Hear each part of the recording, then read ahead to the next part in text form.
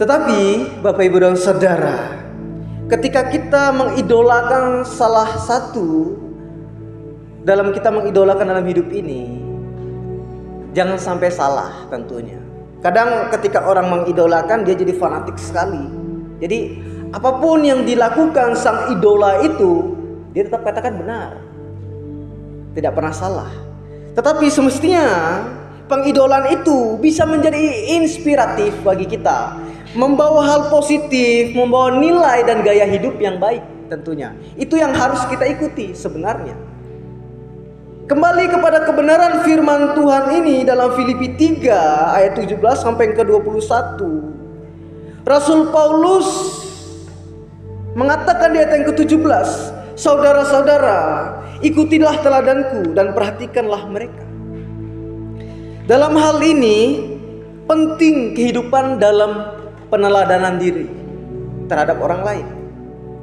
Idola, peneladanan kita terhadap sang idola itu, ya kan? Tentu kita memahami dan mengerti. Konteksnya dalam firman Tuhan itu pakai kata teladan, tidak pakai kata idola. Mengapa kita harus mengikuti teladan firman Tuhan? Yesus bilang ikutilah teladanku. Rasul Paulus juga bilang ikutilah teladanku. Mengapa demikian? Supaya sesuai dengan tema kita, supaya kita tidak menjadi seteru salib Kristus. Apa maksudnya? Seteru salib Kristus itu apa maksudnya? Mari kita pelajari. Apa seteru salib Kristus itu? Firman Tuhan ini tulis kepada jemaat Filipi pada saat itu. Jemaat pada saat itu baik sekali. Kehidupan mereka suka menolong, mereka suka memberikan persembahan kepada jemaat-jemaat yang lain yang membutuhkan. Tetapi Rasul Paulus terus mengingatkan mereka supaya mereka tidak terlena dan jatuh menjadi seteru bagi salib Kristus itu.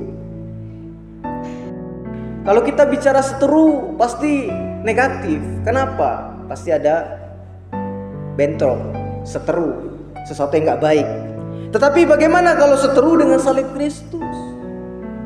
Kalau kita mau melihat di ayat yang ke-18 bagian akhir dikatakan, banyak orang yang hidup sebagai seteru salib Kristus, yaitu gaya hidup yang bertabrakan dengan Injil. Gaya hidup yang bertabrakan dengan Injil. Makanya Rasul Paulus katakan di ayat yang ke-17, ikutilah teladanku dan perhatikanlah mereka yang sama sepertiku. Bukan mengikuti gaya yang lain, tidak. Kenapa? Karena kan kita akan merasa, dia aja bisa, saya harus bisa.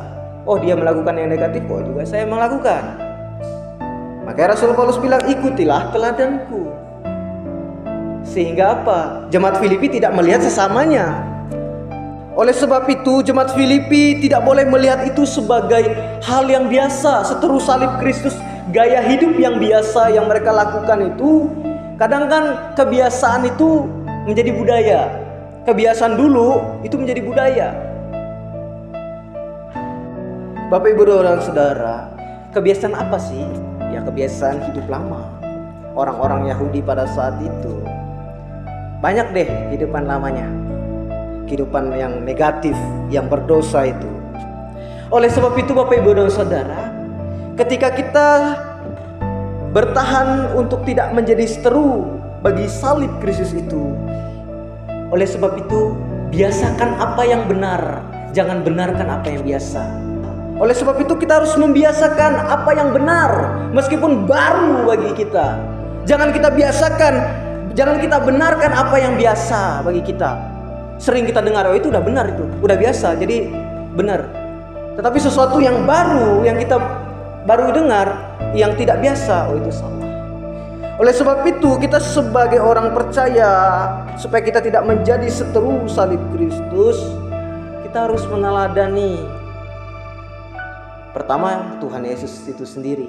Di dalam teks ini kita harus meneladani Rasul Paulus. Kenapa kita harus meneladaninya? Mari kita akan melihat nanti. Mengapa banyak orang yang menjadi seteru salib Kristus? Kita akan melihat itu dulu. Mengapa orang banyak menjadi seteru salib Kristus? Pertama dari gaya hidupnya. Gaya hidupnya yang seperti apa? Coba Bapak Ibu lihat di ayat yang ke-19.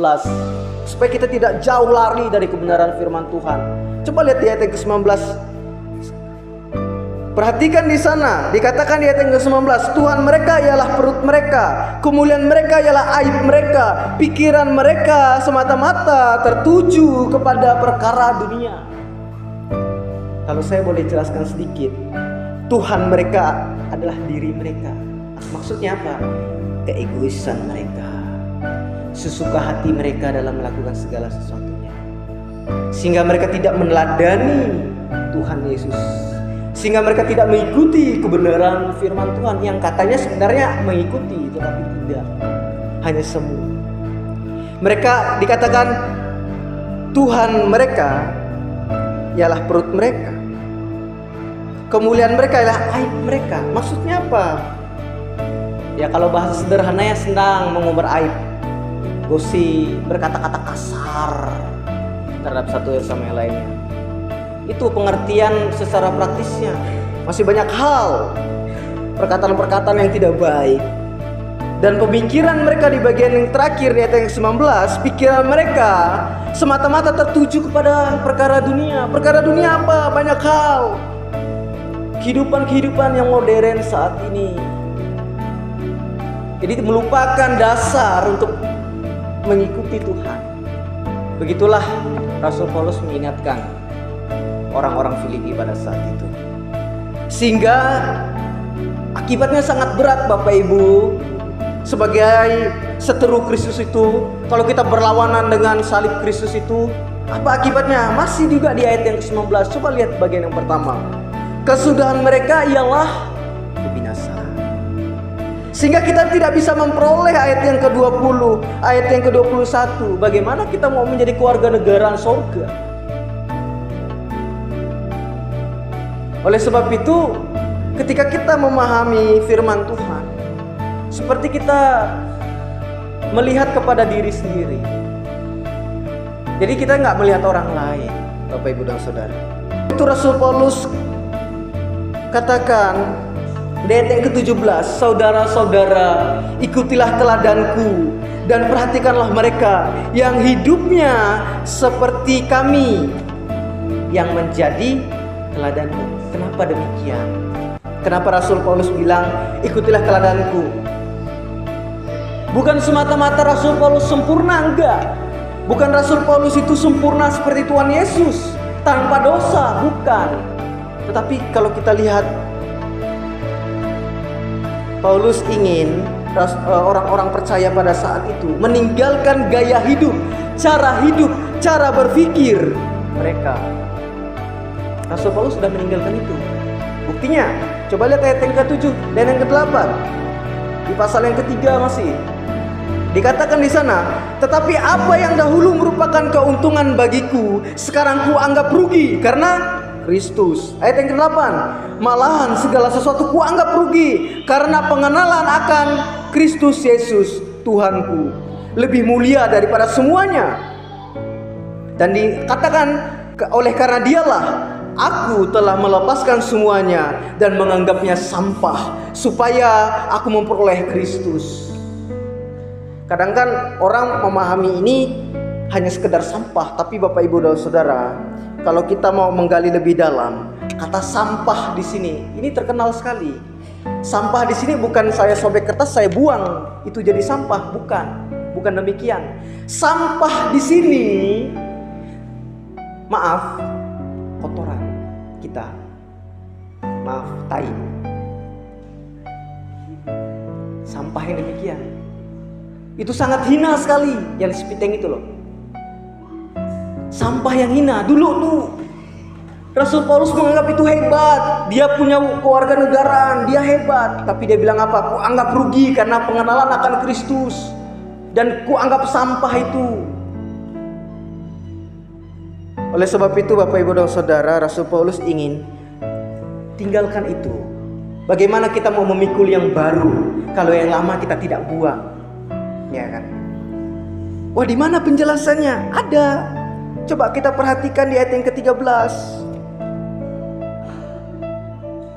Di ayat yang ke-13 bagian B dikatakan, aku melupakan apa yang di belakangku dan mengarahkan diriku kepada apa yang di hadapanku.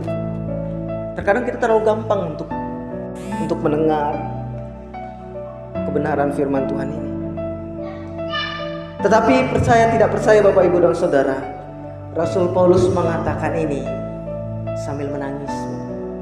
Dia sebagai hamba Tuhan yang melayani Tuhan pada saat itu, kepada setiap jemaat yang ada. Filipi ini dia dikenal juga sebagai surat penjara. Jadi Rasul Paulus menulis ini, dia sudah masa-masa sulit, masa-masa sukar. Dia udah kena banyak penyakit, di dalam penjara lagi. Tetapi karena kasihnya dia terus mengingatkan jemaat yang sudah dia layani, supaya mereka tidak meninggalkan Kristus, supaya mereka tidak menjadi seteru salib itu. Sehingga Rasul Paulus katakan di ayat yang ke-18, karena seperti yang telah kerap kali kukatakan kepadamu dan kunyatakan pula sekarang sambil menangis. Betapa sedihnya ya, orang yang dulunya luar biasa, betapa hinanya ya di hadapan manusia. Tetapi saya percaya Bapak Ibu dan Saudara, Rasul Paulus sangat mulia di hadapan Tuhan. Meskipun secara kasat mata kita melihat Rasul Paulus, kalau kita membayangkan pada saat itu yang pernah nonton filmnya Rasul Paulus, dia di penjara, dia tidak berdaya, dibelenggu. Tetapi di hadapan Tuhan, dia merasakan damai itu. Sehingga dia bisa berkata di ayat yang ke-20, karena kewargaan kita adalah di dalam surga, dan dari situ juga kita menantikan Tuhan Yesus yang mengubah tubuh yang hina ini menjadi tubuh kemuliaan. Siapa sih yang gak pengen? Semua orang pengen kan? Semua orang pengen mendapatkan upah, tapi semua orang tidak mau bekerja. Belum tentu orang mau bekerja, tetapi upah semua orang pasti pengen. Oleh sebab itu respon kita sebagai orang percaya, mari, kalau kita bicara tentang kehidupan orang percaya, pertama dulu saya katakan tentang hati. Bagaimana sesuatu yang baru mau masuk kalau hati sudah penuh? Penuh dengan apa? Gaya hidup yang tidak baik, sampah-sampah ya. Kalau kita sudah menanamkan hal negatif terhadap diri kita dan terhadap orang lain, kemanapun kita pergi, negatif itu akan menghantui. Kalau positif yang kita tanam dan kepada orang lain juga kita akan tanam, positif juga akan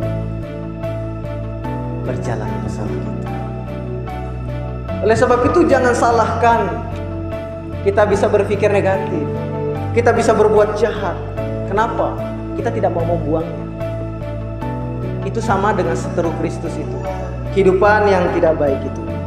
Oleh sebab itu Bapak Ibu dan Saudara, ikutilah teladan Rasul Paulus ini dalam kehidupan dia sebagai orang percaya, untuk memastikan, untuk menantikan Kristus itu yang akan datang nanti.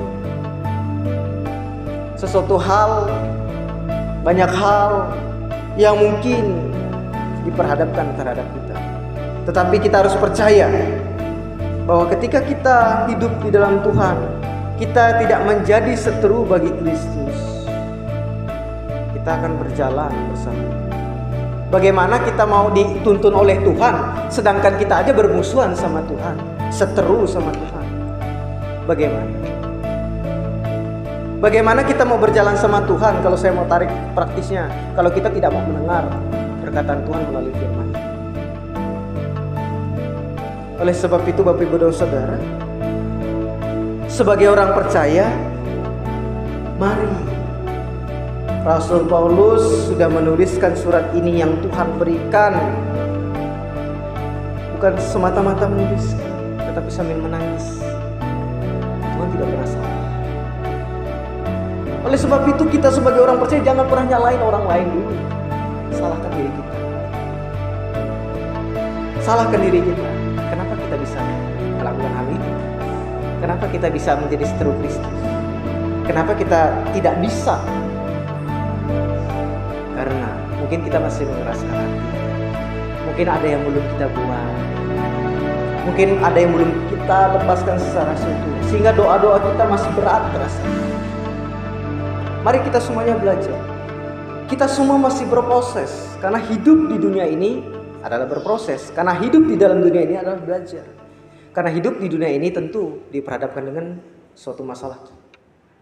Tapi bagaimana kita bisa melewati proses masalah itu sehingga kita selesai memperoleh kemenangan bersama Tuhan. Mari kita mengikuti teladan Tuhan, ikuti kebenaran Tuhan, sehingga Tuhan mengarahkan kita ke arah yang lebih baik, sehingga kita, perbuatan kita, respon kita dalam kebenaran firman Tuhan menyenangkan hati Tuhan. Amin untuk kebenaran firman Tuhan. Mari kita berdoa.